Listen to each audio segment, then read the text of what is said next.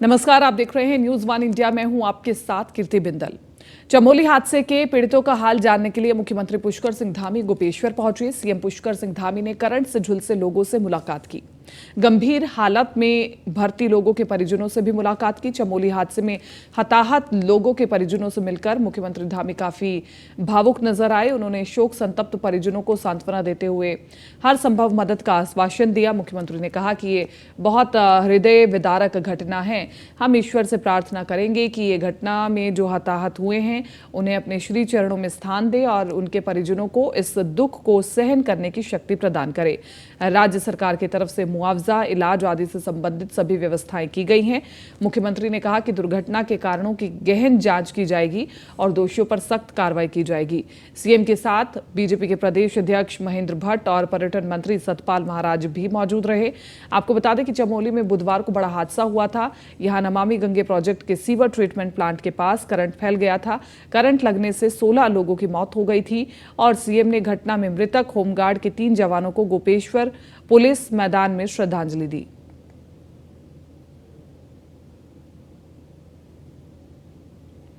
भगवान से प्रार्थना करेंगे जो इस घटना में हताहत हुए हैं उन सभी को अपने श्री चरणों में स्थान दें और परिवारिकजनों को सबको इस दुख को सहन करने की शक्ति प्रदान करें। थोड़ा पीछे बताना है। कल घटना हुई उसके बाद 6 लोगों को जो घटना में घायल हुए हैं किसी के सेम से रेफर किया गया था। मैं शाम को कल वहाँ से भेंट करने गया हूँ। उनका उपचार किसी प्रकार से चल रहा है और डॉक्टरों ने मेडिकल की अच्छी व्यवस्था हो सकती है वो व्यवस्था वहाँ पर हो रही है। मुख्यमंत्री पुष्कर सिंह धामी के निर्देश पर जिला अस्पताल गोपेश्वर में भर्ती चमोली हादसे के बाकी सभी 5 घायलों को भी आज गुरुवार को एयरलिफ्ट कर ऋषिकेश एम्स भेजा गया। सीएम ने कहा कि एम्स ऋषिकेश में घायलों को मानसिक दबाव से मुक्त करने और उच्च स्तरीय स्वास्थ्य जांच के लिए भेजा जा रहा है।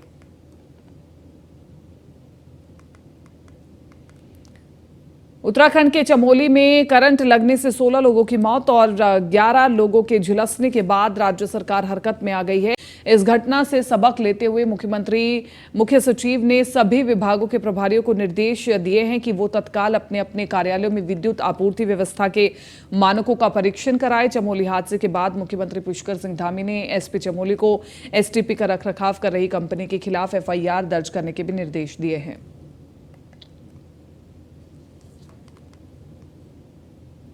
चमोली के पीपल कोठी में हुए हादसे से पूरे प्रदेश में शोक की लहर है। घायलों से मिलकर और मृतकों के परिजनों को ढांढस बंधाकर लौटे पर्यटन मंत्री सतपाल महाराज ने कहा कि इस दुख की घड़ी में सरकार पीड़ितों के साथ खड़ी है। जरूरत पड़ने पर हर संभव सहायता की जाएगी। इसके साथ ही सतपाल महाराज ने यह भी बताया कि कुछ लोगों द्वारा कहा यह गया है कि कुछ गलत बटन दबाने के कारण से यह घटना हुई है। हालांकि अभी इसके जांच के आदेश दे दिए गए हैं। निष्कर्ष निकलने के बाद आगे की कार्रवाई की जाएगी।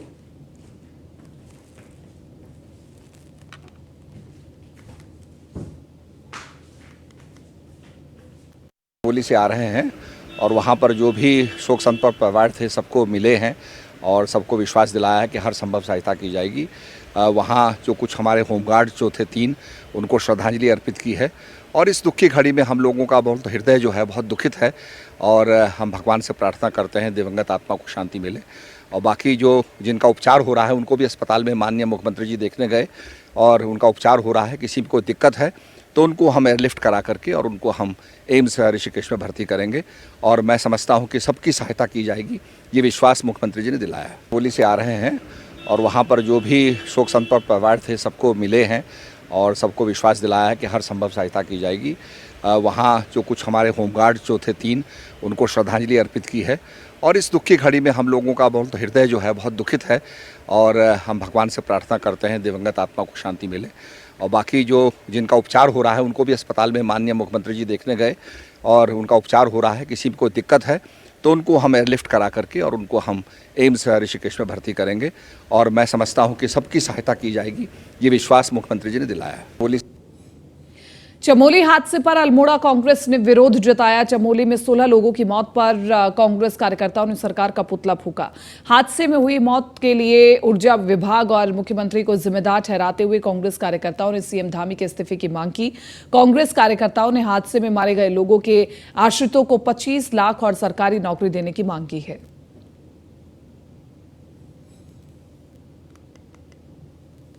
जिस तरह से कल चमोली में बिजली कट लगने से 17 लोगों की आज मृत्यु हो गई है, उसी को लेकर जो है कांग्रेस पार्टी ने भाजपा सरकार का यहाँ पे पुतला दहन कार्यक्रम किया है। क्योंकि जो मुख्यमंत्री है खुद एक ऊर्जा जो मंत्री पद है, मंत्री का जो है वो मुख्यमंत्री के पास है। और जिस तरह से मुख्यमंत्री ने के विभाग में जिस तरह घोर लापरवाही हुई है, जिस तरह से आज 17 लोगों को अपनी जान गंवानी पड़ी है, उसी को लेकर जो है कांग्रेस ने जो है पुतला फूंका है। और हमारी कांग्रेस की मांग है कि जो मृतक हुए हैं उनको 25 लाख का मुआवजा दिया जाए और जो घायल है उन्हें 10 लाख का मुआवजा दिया जाए और उनको सबको सरकारी नौकरी दी जाए।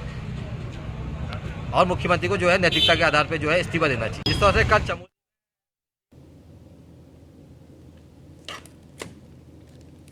चमोली हादसे को लेकर के महानगर कांग्रेस ने दुख जताते हुए राज्य सरकार का पुतला दहन किया। महानगर कांग्रेस के प्रदेश अध्यक्ष जसविंदर सिंह गोगी के नेतृत्व में कांग्रेसियों ने प्रदेश सरकार का पुतला फूंका। कांग्रेस ने हादसे की उच्च स्तरीय जांच की मांग की है।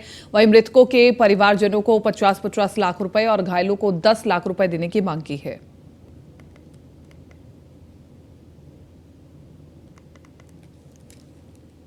नगामी गंगा परियोजना की जो साइट में ये हादसा हुआ है, ये बहुत दुखद हादसा है और बहुत बड़ी लापरवाही है। भले वो नगामी गंगा परियोजना के कर्मचारी हों, यूपीसीएल, जल संस्थान, आउटसोर्सिंग, जो इनकी तालमेल में कमी पाई गई है और उसकी वजह से जो लापरवाही हुई है, 16 लोगों की जाने गई हैं, 17 लोगों की जो मेरी जानकारी के अनुसार हैं जाने गई हैं। उसका जिम्मेवार कौन है?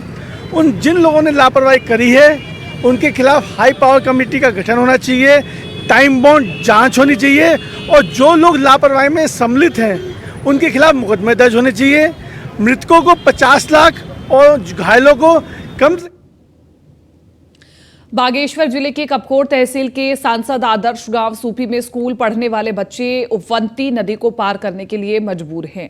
बच्चों की जान को जोखिम में डालकर स्कूल जाना पड़ रहा है। आपको बता दें कि बीजेपी सांसद अजय टमटा ने सूपी गांव को गोद लिया हुआ है, लेकिन सालों बाद भी सूपी गांव की आज भी न तकदीर बदली है और न तस्वीर। विभागीय बैठकों में विकास के नाम पर दहाड़ने वाले माननीयों को एक बार इस वीडियो को गंभीरता से जरूर देखना चाहिए कि धरातल पर आखिरकार कितना विकास पहुंचा है।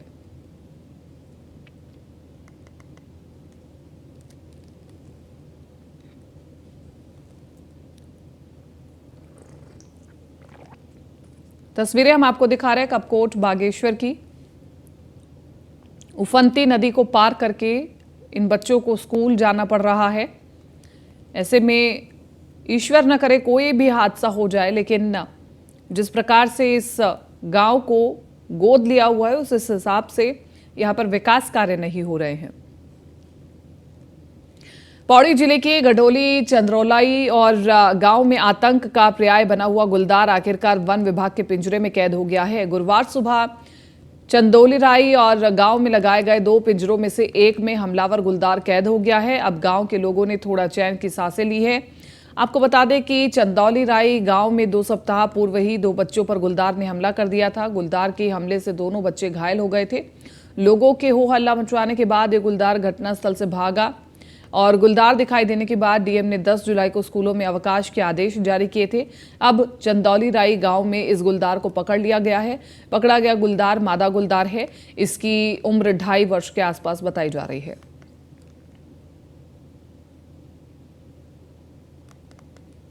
जब एक लड़के को घायल किया था 4 तारीख को, तो उसके बाद हमने लगातार क्षेत्र में गश्त किए तो गश्त में पाया गया कि ये गुलदार उधर ही घूम रहा है। जैसे कि इसकी अनुमति मिलने पर हमने वहाँ पिंजरा लगा दिया था और ये जो है आज सुबह 6:30 बजे जो है पिंजरे के अंदर कैद हुआ मिला, जिसको हम रेस्क्यू करके रेल ऑफिस में लिया है। अब इसका मेडिकल जो है किया जाएगा, उसके बाद आगे जो निर्देश मिलेंगे उस ढंग से इससे कार्रवाई की जाएगी। क्या उम्र होगी सर? इसकी लगभग 2.5 साल उम्र है और काफ़ी जो है तंदुरुस्त लग रहा है। उत्तर प्रदेश के पर्यटन एवं संस्कृति मंत्री जयवीर सिंह निजी दौरे पर ऋषिकेश पहुंचे। इस दौरान समर्थकों ने उनका भव्य स्वागत किया। जयवीर सिंह ने बताया कि उत्तर प्रदेश और उत्तराखंड दोनों ही राज्य पर्यटकों के लिए आकर्षण का केंद्र बने हुए हैं। ज्यादा से ज्यादा पर्यटक यूपी के साथ उत्तराखंड पहुंचे, इसके प्रयास भी दोनों राज्य की सरकार कर रही है। इसलिए उत्तराखंड और यूपी में पर्यटन को बढ़ावा देने के लिए दोनों राज्य की सरकार जल्द ही एक MOU पर हस्ताक्षर करने वाली है, जिसके तहत हेली सेवा से पश्चिमी उत्तर प्रदेश के धार्मिक स्थलों के दर्शन करने वाले श्रद्धालुओं को हेली सेवा से ही 4 धाम यात्रा पर भेजा जाएगा।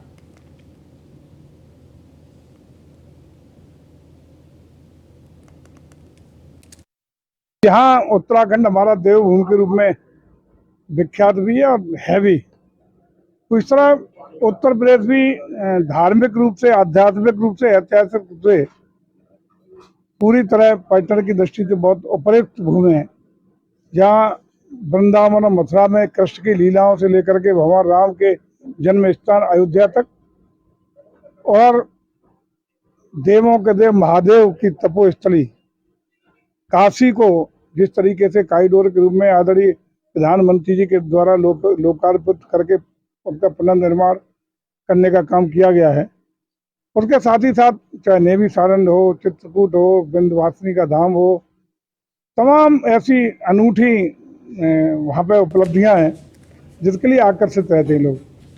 गदरपुर के पिपलिया नंबर 1 गांव में कैबिनेट मंत्री सौरभ बहुगुणा पहुंचे, जहां सरकार की उपलब्धियों को गिनाते हुए स्वयं सहायता समूह की महिलाओं से मुलाकात की। इस मौके पर सौरभ बहुगुणा ने कहा कि राज्य और केंद्र सरकार का लगातार प्रयास है कि स्वयं सहायता समूह को आत्मनिर्भर बनाया जाए। इसके लिए बिना ब्याज के ऋण और दूसरी योजनाएं हैं। कुक्कुट पालन, डेयरी पालन और अन्य तरह के उत्पादों को बेचने के लिए मार्केट भी उपलब्ध कराई जाएगी।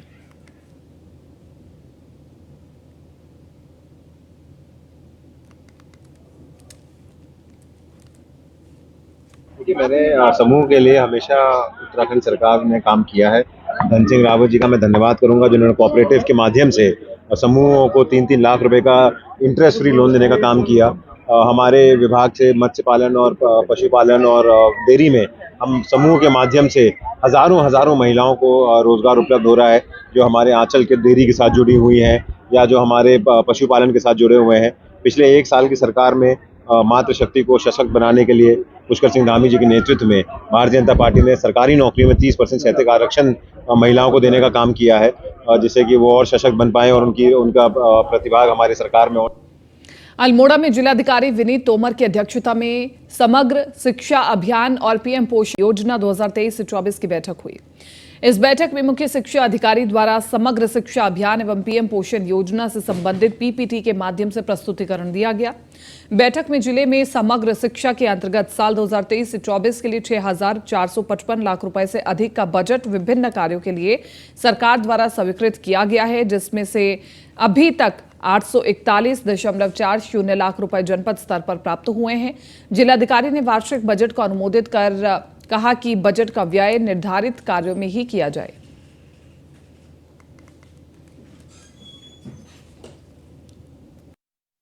शिक्षा अभियान का और एक मिड डे मील का, तो दोनों के हमारी जो वार्षिक योजना है उनका अनुमोदन किया गया है। जो समग्र शिक्षा अभियान के अंतर्गत मुझे 2 विषय पे जो है अपना ध्यान आकर्षित किया है। एक हमारे RTE के अंतर्गत जो एडमिशन्स होते हैं और वो प्रक्रिया का जो पालन किया जा रहा है, तो मुझे ऐसा लगता है कि उस पर एक असेसमेंट कराए जाने की आवश्यकता है।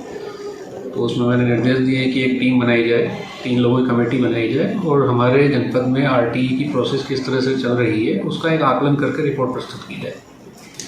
और दूसरा है जो हमारे विद्यालयों में टॉयलेट्स की स्थिति है, जो गर्ल्स टॉयलेट्स हैं, बॉयज़ टॉयलेट्स हैं और जो SMC के द्वारा भवन निर्माण किए जाते हैं, उनकी गुणवत्ता है और क्या उनका कितनी लाइफ रहती है, इसमें भी एक आकलन करने की आवश्यकता है पूरे जनपद में। तो एक कमेटी इसमें भी बनाई जाएगी और इसमें भी उसका आकलन करके।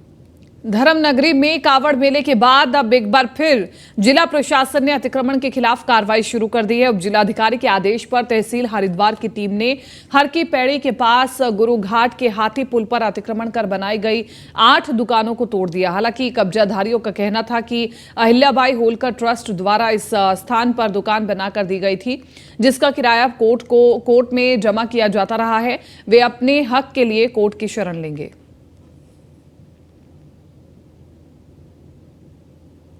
पूर्व में भी माननीय हाईकोर्ट उच्च न्यायालय के द्वारा एक निर्देश दिया गया है, जिसमें जितने भी लोकमार्ग, लोक संरचनाओं पर अनाधिकृत रूप से जिनके द्वारा अतिक्रमण किया गया है उनको हटाए जाने के निर्देश है। उसी के क्रम में उप जिलाधिकारी महोदय हरिद्वार के द्वारा निर्देश दिए गए हैं। उसी के क्रम में ये अनुपालन किया जा रहा है। सिंचाई विभाग, नगर निगम, पुलिस और तहसील प्रशासन यहाँ पर मौके पर उपस्थित है। कितनी दुकानें हैं? ये 8 चिन्हित किए गए हैं, 8 होके आप देख रहे होंगे, और ये अवैध अतिक्रमण की श्रेणी में आता है। इसके हटाया जा रहा है। 8 ही दुकानें हटाई जा रही हैं और कुछ भी हटाया जा रहा है यहाँ से? आज के लिए यही निर्देश है। आगे जो चिन्हित अवैध अतिक्रमण होंगे उन पर भी हटाने की कार्रवाई की जाएगी। पूर्व में भी माननीय हाईकोर्ट उच्च न्यायालय के द्वारा एक निर्देश दिया गया है, जिसमें जितने भी लोकमार्ग, लोक संरचनाओं पर अनाधिकृत 87 में अहिल्याबाई होलकर ट्रस्ट ने मुझे ये दुकानें बना के दी थी और तब से ही मैं उनका रसीदी किराएदार चला रहा हूँ। उसके बाद किराया मौखिक रूप से लेने लगे, कोई वैसे नहीं आ रहा था तो कुछ 2-4 साल किराया वैसे दिया। उसके बाद मैंने कोर्ट में जमा करना शुरू कर दिया। अभी भी किराया कोर्ट में ही जमा। अभी 2018 में एक आदेश हुए थे हाई कोर्ट के पूरे उत्तराखंड के लिए कि अतिक्रमण हटाया जाना, तो अतिक्रमण हटाया गया, सारा हटा दिया गया था। उसकी वीडियोग्राफी और उसकी जो रिपोर्ट है वो तत्कालीन जिलाधिकारी दीपक रावत जी ने हाई कोर्ट में जमा कर दी थी। उसमें ये दिखाया गया था कि ये क्योंकि विवादित है संपत्ति, इसलिए इसको सील कर दिया गया। और अभी सूचना के अधिकार में किसी ने डाली है तो उसने ये कहा है कि भाई ये हटाई। उत्तराखंड मौसम विभाग ने आने वाले 3 से 4 दिनों के लिए पूर्वानुमान जारी किया है और मौसम वैज्ञानिक रोहित थपियाल ने कहा कि आने वाले कुछ दिनों तक प्रदेश में बारिश देखने को मिल सकती है। हालांकि मौसम विभाग की माने तो मैदानी क्षेत्रों में 20 और 21 जुलाई को मौसम साफ रहने का अनुमान है, लेकिन 21 जुलाई शाम से मौसम में बदलाव देखने को मिल सकता है। यानी आने वाले कुछ दिनों तक पहाड़ से लेकर मैदान तक बारिश के आसार नजर आ रहे हैं।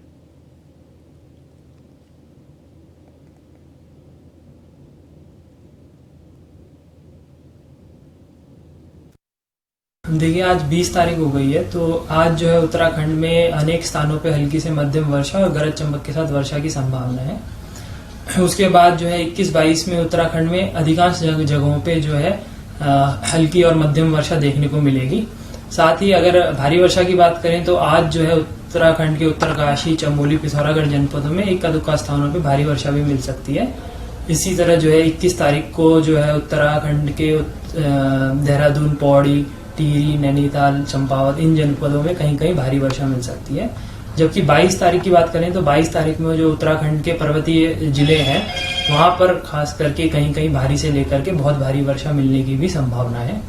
तो आज तो एक्टिविटी ज्यादा नहीं है, लेकिन कल जो है 21 के बोल सकते हैं कि शाम रात से लेकर के और 22 तारीख को जो है थोड़ी एक्टिविटी बढ़ेगी। देखिए, आज 20 तारीख हो गई है, तो आज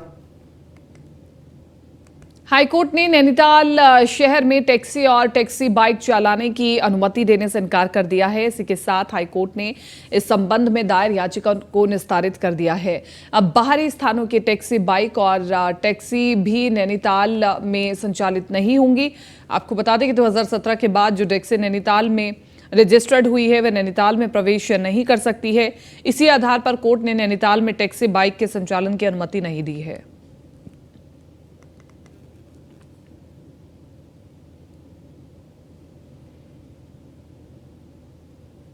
देहरादून में प्रदेश कांग्रेस कार्यालय में यूथ कांग्रेस के प्रदेश अध्यक्ष सुमित भुल्लर ने प्रेस कॉन्फ्रेंस की। सुमित भुल्लर ने कहा कि यूथ कांग्रेस के द्वारा बुधवार को सचिवालय में शांतिपूर्ण तरीके से आंदोलन किया जा रहा था, लेकिन इसके बावजूद पुलिस कर्मियों के द्वारा कार्यकर्ताओं के मुंह पर जबरन पेपर स्प्रे किया गया। इस मामले की निष्पक्ष जांच सरकार के द्वारा कराई जानी चाहिए। यदि सरकार इन मामलों की जांच कराने में निष्क्रिय रहती है तो यूथ कांग्रेस द्वारा निकट भविष्य में मुख्यमंत्री आवास को घेरा जाएगा।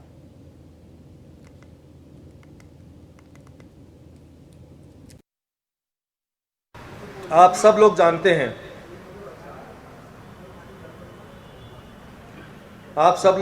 हैं, कि प्रदेश के ज्वलंत जो सवाल हैं, जो मुख्य सवाल हैं, जो हर उत्तराखंडी के मन में हैं, दिल में हैं, हमारे प्रदेश का युवा जो चाहता है, हमारे प्रदेश की महिलाएं में जो असुरक्षा का भाव है, इनसे जुड़े तमाम सवालों को पूछने के लिए, और वैसे भी वो सवाल जिन पर सरकार बात नहीं करना चाहती। आप सब लोग जानते हैं आप सब लोग जानते हैं कि प्रदेश के ज्वलंत जो सवाल हैं, जो मुख्य सवाल हैं, जो हर उत्तराखंडी के मन में हैं, दिल में हैं, हमारे प्रदेश का युवा जो चाहता है, हमारे प्रदेश की महिलाएं में जो असुरक्षा का भाव है, इनसे जुड़े तमाम सवालों को पूछने के लिए, और वैसे भी वो सवाल जिन पर सरकार बात नहीं करना चाहती, आप सब। मसूरी नगर पालिका प्रशासन द्वारा Mussoorie Tehri bypass IDH building में निवास कर रहे सैकड़ों जिंदगियों से खेलने का काम कर रहा है। Mussoorie Tehri bypass road IDH building के पास नगर पालिका द्वारा कलेक्टिंग सेंटर के नाम पर सैकड़ों टन कूड़ा एकत्रित कर दिया गया है, जिससे क्षेत्र में गंदगी और बदबू से बुरा हाल है। वहीं कलेक्टिंग सेंटर के सामने आईडीएच बिल्डिंग में अपने छोटे छोटे बच्चों के साथ निवास कर रहे 40 से 50 परिवारों के सदस्य गंदगी और बदबू का शिकार हो रहे हैं। कई लोग बीमार हैं जो अस्पताल के चक्कर काट रहे हैं, परंतु बेपरवाह नगर पालिका का प्रशासन और पालिका के जनप्रतिनिधि मात्र बयानबाजी करने के सिवाय कुछ नहीं कर रहे हैं।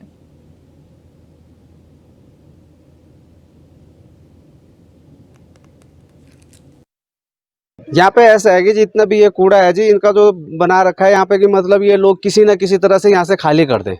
ये मतलब यहाँ के जो लोग हैं उन्हें भगाने के चक्कर में है ये, ठीक है। नगर पालिका कहती है कि जी कूड़ा इम्पोर्टेड है, हमारे लिए आदमी इम्पोर्टेड नहीं है, ठीक है। आप लोग अगर यहाँ पे मर भी जाओ कोई दिक्कत नहीं है, लेकिन ये कूड़ा हमारे लिए बहुत ज़्यादा इम्पोर्टेड है। तो इसके लिए हम लोग ये चाहते हैं कि ये कूड़ा के यहाँ पे रहना ही नहीं चाहिए, ये हटना चाहिए यहाँ पे। और इसके जो है तो 100 मीटर की दूरी पे जो है हॉस्पिटल बना रखा है। मसूरी में एक ही हॉस्पिटल सरकारी है और 100 मीटर की दूरी पे हॉस्पिटल बना रखा है। ये बदबू जो है तो वहाँ तक जाती है। वहाँ पे हम कई बार मतलब जब हॉस्पिटल में जाते हैं तो वहाँ की खिड़की खोलो तो ये सारी बदबू वहाँ तक जाती है। यहाँ पे ऐसा है कि जितना भी ये कूड़ा है जी, इनका जो बहुत परेशान चल रहे भैया यहाँ पे, और बहुत ज़्यादा दिक्कत है। और हम खाना नहीं खा सकते, सोना नहीं खा सकते, यहाँ पे बहुत परेशानी में है। बोलो उनके लिए बोलेंगे हम, तब तक बोलेंगे कि क्या हो रहा है तुमको, कि दिक्कत है तुमको, कुछ हो रहा है। वो हमको रात गाली गलोच अंट संट गाली देते हैं वो रोड पे। और हम कूड़ा डालने वाले कबाड़ी, हम उनसे भी बहुत परेशान है। बच्चे भी छोटे छोटे बीमार हो रखे हैं। छोटे छोटे बच्चे बीमार, खुद हम ही बीमार है, हम तो वही खा रहे हैं। क्या इसको लेकर कभी शिकायत नहीं करी आप लोगों ने? हमने शिकायत बहुत करी, बोलते उनके, वो बोलते क्या ऊपर नगर पालिका चले जाओ। तो फिलहाल इस बुलेटिन में मेरे साथ इतना ही। दीजिए इजाजत, नमस्कार।